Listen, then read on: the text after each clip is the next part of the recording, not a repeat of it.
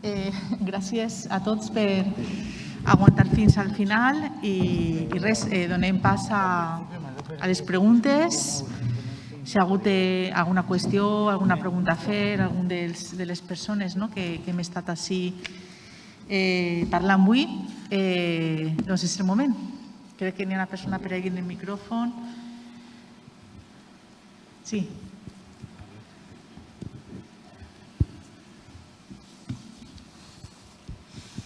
Hola, buenas. Para el profesor Antonio Ledo, mi pregunta va dirigida a eso que ha mencionado de la ira de los Barca. ¿Realmente diría que hay un claro corte, digamos, en la política que ejerce Asdrúbal respecto a ese odio hacia los romanos de Amílcar y Aníbal? Es que eso sería mezclar dos universos históricos distintos. La ira de los Barca se puede considerar como una especie de recurso teatral que pone en marcha Polibio para justificar la guerra contra los romanos. Comparar o hacer una especie de intentar hacer una línea de evolución política entre ese objetivo de Amílcar Barca con la actuación concreta de Asdrúbal, que sabemos por las fuentes, en ese sentido no tienen por qué mentir, que va a saber combinar la diplomacia con las acciones de guerra, al contrario que su antecesor y su predecesor, que serán una política militarista dura, pues es, hombre, yo no me atrevo a decir churros con merinas, pero realmente podemos decir que ante una constatación que podemos considerar como, digamos, con mucha base histórica, como es el hecho de las únicas fuentes que tenemos, que son grecorromanas, hablan de esa estrategia múltiple de Asdrúbal frente a ese recurso de esa ira de los Barca, que teniendo en cuenta la evolución posterior es difícil de creer. Tenga usted en cuenta que si de esa ira de los Barcas, esa especie como de venganza familiar hubiera sido cierta, después de la batalla de Cannae, cuando Aníbal destruye la práctica totalidad del ejército romano, quizás su actuación hubiera sido muy distinta a la que fue. Los estudiosos consideran que la geoestrategia que se había imaginado Aníbal después de su supuesta o de su victoria era mantener a Roma como un estado tapón, primero que devolviera las posesiones que había arrebatado a Cartago en la Primera Guerra Púnica y después mantenerla como un estado tapón que sirviera también para contener todo aquello que pudiera venir desde Oriente. Por tanto, eso no encaja con una irracional ira de los Barca. Entonces, lo que podemos hablar es que la estrategia de Asdrúbal fue más diversa que no la de su antecesor Amílcar Barca, pero no porque cambiara esa supuesta ira familiar por otra cosa, sino sencillamente porque podemos pensar que realmente lo que buscaba Amílcar Barca en Hispania no era provocar otra guerra con Roma, era intentar recuperar intentar que Cartago se recuperara después de una situación. Por eso he hablado de la guerra anterior, de la Primera Guerra Púnica, de la Guerra de los Mercenarios, porque la situación después de la Guerra de los Mercenarios es crítica para Cartago. Necesita urgentemente un proceso de recuperación. Por tanto, por eso se va directamente a Hispania. Es decir, tenemos una explicación mucho más racional para intentar explicar por qué ese movimiento de Amílcar, que no referirnos a esa hipotética venganza familiar basada en ese rencor y en esa humillación que había padecido Amílcar. Vuelvo a insistir que los acontecimientos no dan la razón para seguir argumentando con esa ira de los Barca. Muy bien. ¿Hay alguna pregunta más? Yo sí que una de las cuestiones que hemos comentado alguna vez en relación al propio proceso de candidatura y sobre todo entendiendo que la UNESCO, uno de los criterios precisamente que se estipulan para la consideración de sitios o de lugares que tienen un valor excepcional universal, lo hemos comentado muchas veces, ¿no? Es decir, tienes que encontrar una serie de características de tu patrimonio cultural que tengan un valor único, ¿no? Es decir, en el mundo, ¿no? Es lo que justifica el proceso de candidatura y finalmente su éxito. uno de los argumentos que se ha planteado, ¿no? Y aquí en esta sala lo hemos discutido en muchas ocasiones, es precisamente ese episodio, ¿no? Un episodio que, además, tú has comentado también, ¿no? Bascula la historia, ¿no? Y hace que la historia en un momento determinado se decante, ¿no? Hacia la hegemonía de Roma. Bien es cierto que bueno, todo lo que es patrimonio bélico, etcétera, debe ser muy contextualizado, puesto en valor de una manera muy consciente, ¿no? Porque sabemos a veces los usos y abusos, ¿no? De la historia. Y bueno, dentro de ese proceso, ¿no? ¿Cómo entenderías, ¿no? La manera más adecuada de justificar una candidatura utilizando ese argumento cuando hablamos de ese patrimonio de la humanidad, tomando como pretexto, ¿no? ese episodio en concreto? Carmen Aranegui también ha puesto muchas veces, o ha hecho hincapié, ¿no? En que Arce es una ciudad íbera, que evidentemente tiene, como otras ciudades, ¿no? Sus restos arqueológicos, pero lo que le hace excepción es que quizás el Grau Vell, ¿no? Es el único puerto de época ibérica que se conserva en todo el Mediterráneo, que eso también es un valor per se, ¿no? Excepcional.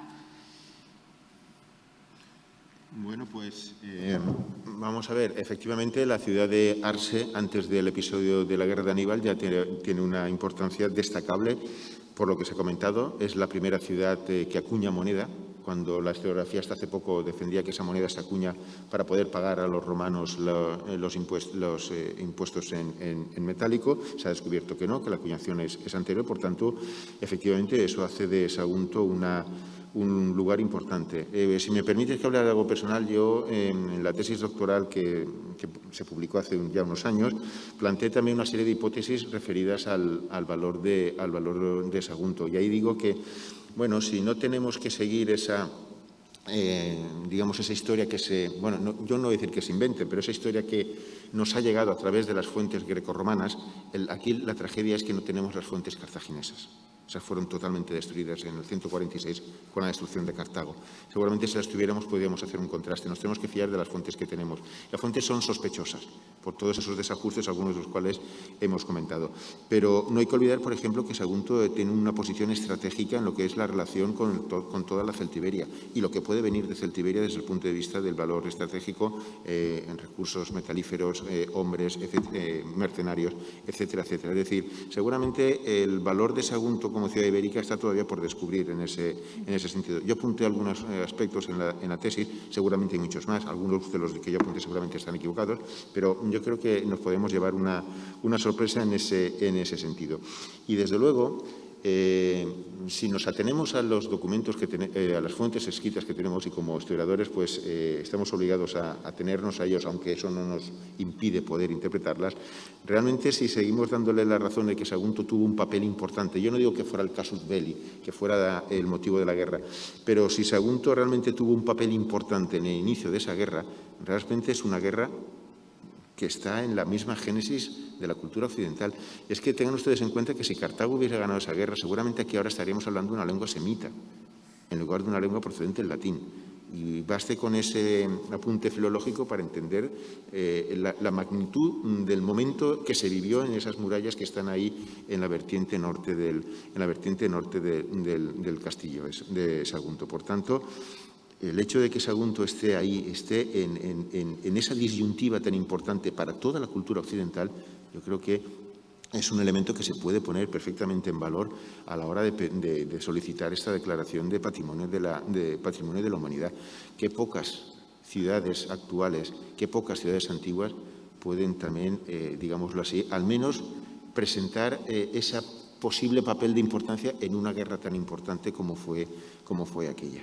Por tanto, no creyendo a pie juntillas todo lo que dicen los antiguos, porque eso nos llevaría también a lo que ha dicho la vicerrectora, a una serie de abusos históricos, podemos pensar que la importancia de Sagunto está ahí y es difícil que se pueda negar.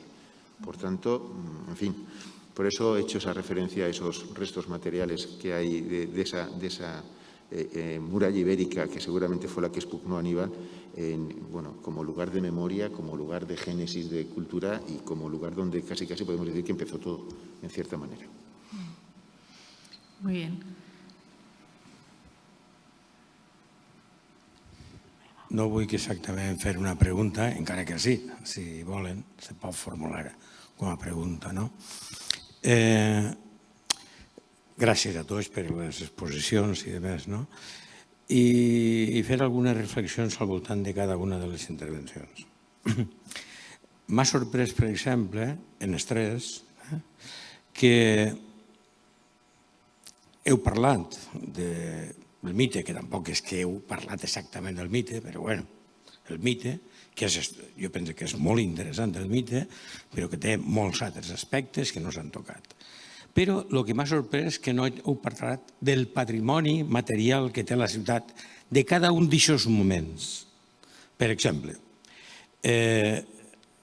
l'última intervenció no ha comptat que Sagunt té el castell, hi ha les restes militars de la guerra de la independència més importants possiblement que n'hi ha en tot el país.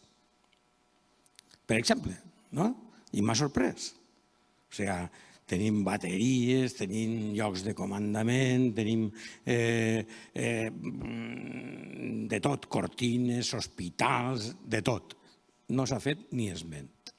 Però això està abandonat, perquè ningú parlem, però no fem cas. En això no lleva perquè l'exposició de vostè ha estat molt digna, per suposat. En l'aspecte de l'ajuderia, és lamentable també que haig de parlar de Sagunt, importantíssima, això ho ha recalcat i està molt bé també, evidentment, però, per exemple, no he fet cap esment de que a Sagunt tenim la necròpolis jueva més gran d'Europa. Però no diu vostè ni una paraula d'això. Això és important. En mausoleus, en panteons, en hipotxeus, en fosses rupestres, en fosses... Jo penso que això és importantíssim, i més en persones de la universitat. I al respecte de la primera intervenció, m'ha sorprès que estem parlant de la Primera Guerra Mundial, de la Primera Guerra Púnica, de la Segona Guerra Púnica, i estem parlant del període ibèric i no parlem dels ibers. No parlem dels ibers. Sagunt és importantíssim en el patrimoni ibèric, no solament per les restes, que n'hi ha moltes i moltíssimes i que ningú parla. I que ningú parla, perquè no només està la torre que va excavar el Guillart. N'hi ha restes per tot el castell, per tot el castell. O sigui, i alguns conceptes de la universitat se repeteixen equivocadament contínuament. Per exemple, que ja dubtava fins la mateixa autora que ho llançà, la Maria Àngels Martí Bonafé. O sigui, el doble recinte, segur no n'hi ha ningú doble recinte. Vostè mateixa també ha dit que la ciutat estava a l'oest. El castell estava des de l'est fins a l'oest. Les mateixes murs ciclopis, que són segurament els més antics, del castell, estan des de la pujada est del castell, per la part del carrer de Vistalegre, fins a la part oest, que és on està la senda de Lladres. O sigui, no dic, torno a insistir, no vull dir en absolut, la seva intervenció ha estat molt fluida i molt rica en tot, però no coneixen bé, no està ben estudiat el castell. No està ben estudiat, no el tenen ben estudiat. I se repeteix contínuament el del doble recinte i no sé què. No se parla de la llengua ibèrica i no se parla de la font de l'Iber, que avui dia ja comencem a traduir. I coneguem dades concretes. Per exemple, sabem que el personatge que va fer que se va entrevistar en Aníbal, el Tanfilo, No, espera, No me deixarà. Bueno, este és Iber. Això és Iber. Era Iber i el tenim documentat en el nom Iber i tal. O sigui, ja comencem a tindre informació a partir de les fonts ibèriques. No dic res de la intervenció perquè me pareix molt bona, però és lamentable que no incorporem els nous coneixements perquè si no s'estem patinant contínuament de la mateixa arena. Res més. Si volen comentar, comenten. Si no, me dona exactament igual. Jo sí que volia contestar alguna cosa i és que hem de pensar també que el temps de les intervencions és molt reduït, que tenim mitja hora per a parlar i que això no significa que no se parli d'una cosa, no és que no se sàpiga. El que se va demanar és parlar de l'imaginari, si haguérem parlat de les restes o les troballes o d'això ja s'ha parlat en altres ocasions, etc. Vull dir que el coneixement del patrimoni cultural, evidentment, de Sagunt està en mans dels erudits locals com vostè, de la universitat i de les persones que s'han apropat a fer recerca i estudi en tota la serietat científica i la rigorositat que cal. Respecte al castell, en quant a la fortificació i especialment al voltant de la seva importància durant la Guerra de la Independència, doncs a aquesta pàgina web d'Història Pública que hem plantejat i hem ficat, n'hi ha un treball molt rigorós al voltant de les fortificacions del castell. També s'ha fet un audiovisual que parla precisament de la importància de la batalla de Sagunt. En altres llocs anomenada Batalla de Puçol, he de dir que no sempre s'utilitza el nom de Sagunt per a referir-se a la batalla que va enfrontar les tropes de Suchet i del general Blake. I ahí parlem de l'etimologia, perquè no sols estan les restes, sinó també la memòria conservada quan se parla de la plaça Sant Fernando, quan es plaça de 2 de Mayo, etc., i del nom que se li dona a cadascú dels llocs dins del recinte. I no sé si Pilar en aquest sentit vol comentar alguna cosa. Jo no. Jo he parlat de la Guerra de la Independència un poquiu, perquè si me posa a parlar de la Guerra de la Independència no se n'anem d'ací. Jo volia i jo venia a parlar de la memòria de José Romeu, però no de res més. Vull dir, no he mencionat tot el que hi ha en el castell perquè no entrava dins de la conferència. Vull dir, no és la Guerra d'Independència el que jo volia parlar, però clar, si parlo de Romeu he de parlar alguna cosa de la Guerra d'Independència. Vull dir que a vegades uno no pot dir tot en una conferència. Clar que està això i clar que és un patrimoni molt important, però jo en aquest moment parlava només, únicament, de la memòria de Romeu, no de la Guerra d'Independència en Sagunt. En fi, de tota manera, lo tinc en compte per a lo que siga, per a un futur. No, sobretot si al final les conferències se convertissin en textos, que com s'ha fet en les universitats anteriors, en la publicació sempre dona més espai per a parlar en més profunditat de tots aquests aspectes. Ho tindrem en compte. El cementeri jueu, a més de Sagunt, sí que té una qüestió molt important. És la primera vegada que se feu un estudi seriós, científic, de transcripció en documentació hebrea.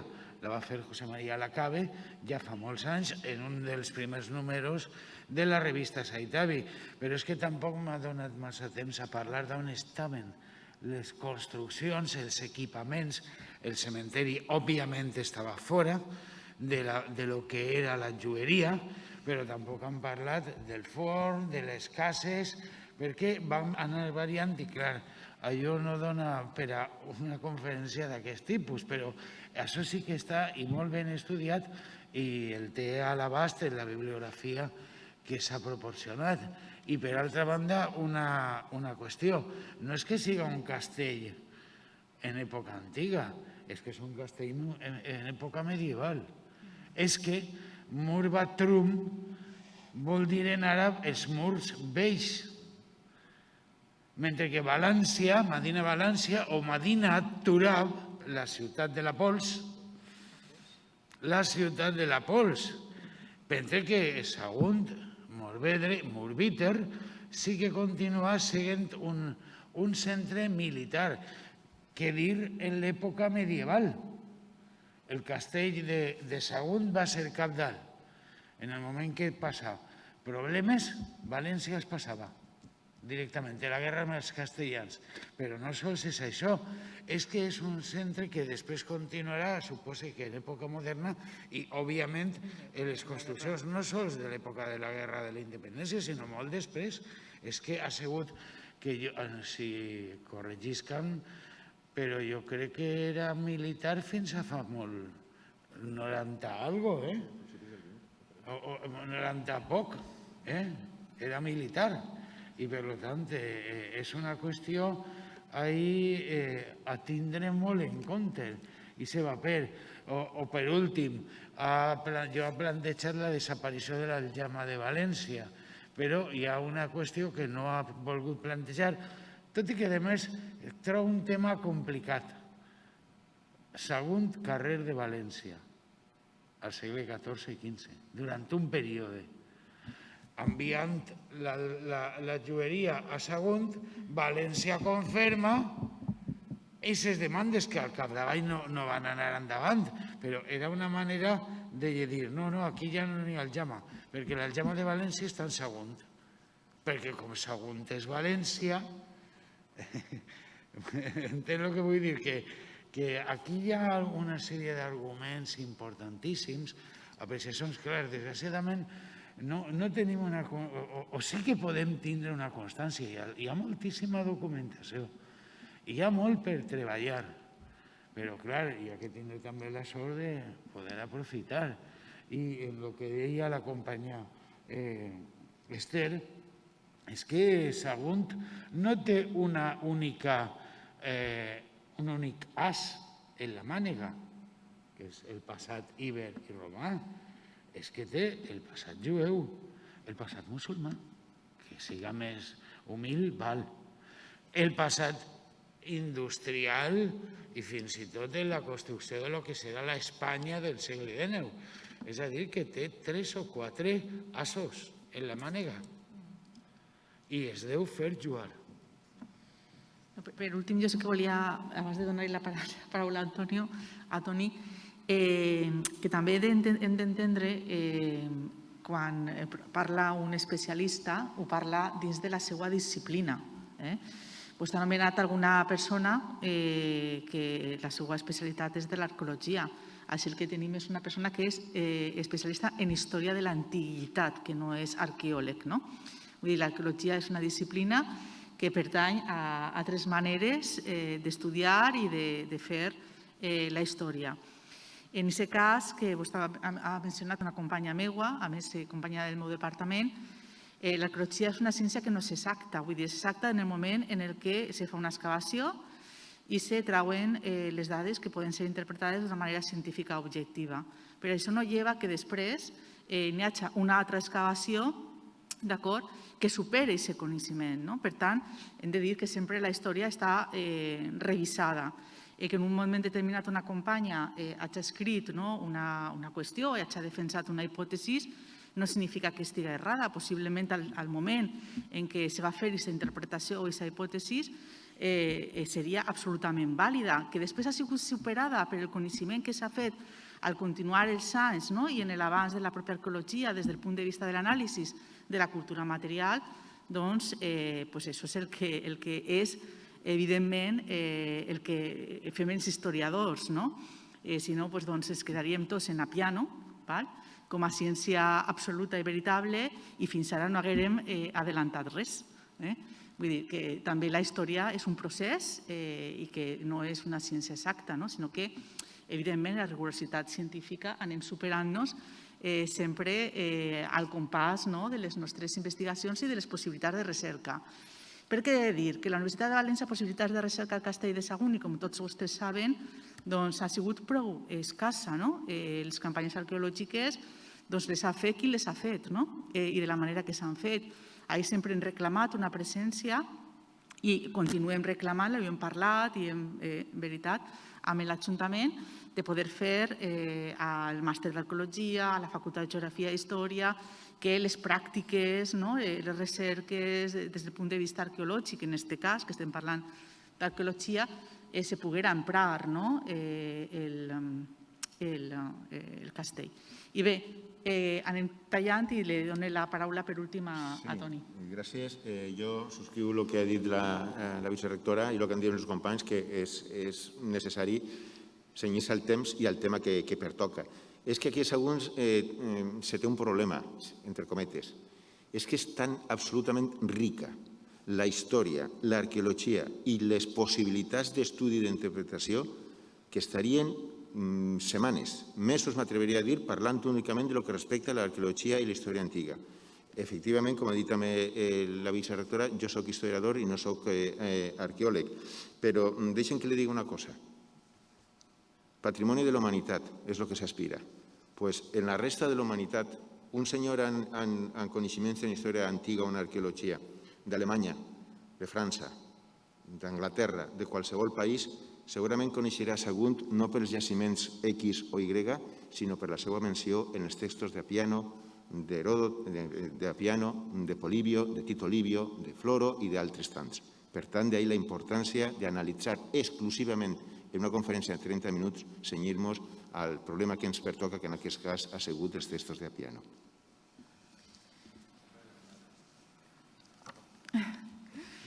Bueno, com ja sí que estan dient que tallem, ho deixem així. De totes maneres, aquestes reflexions són molt importants.